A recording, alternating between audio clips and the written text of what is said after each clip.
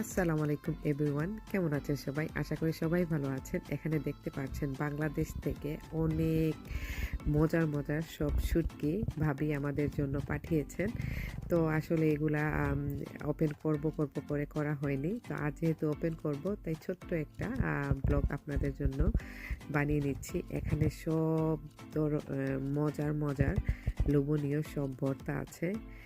শীতল ভর্তা, তারপর টমেটো ভর্তা, মাছ ভর্তা, শুটকি ভর্তা। তো সবগুলা কিন্তু ভর্তা ভাবি নিজ হাতে বানিয়ে আমাদের জন্য পাঠিয়েছেন। দেখতে প্যাকেটগুলো ছোট মনে হলে এগুলা কিন্তু এক একটায় 2 কেজি 3 কেজি করে শুটকি রাখা। আর এখানে সব বড় মাছের শুটকি, শীতল, তারপর ট্যাংরা, তারপর বোয়াল, শোল মাছ, এগুলা অনেকটা 2টা করে প্যাকেট। তো সব মিলিয়ে প্রায় 10 থেকে 15 কিলোর মতো এখানে শুটকি আছে। বিয়ের আগে তো আমি শুটকি মাছ একেবারেই পছন্দ করতাম না, কিন্তু এখন দেখা যায় মাসে বা সপ্তাহে একবার হলেও খেতে হয়।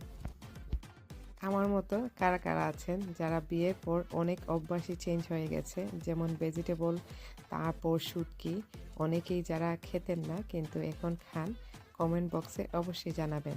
আসসালামু আলাইকুম।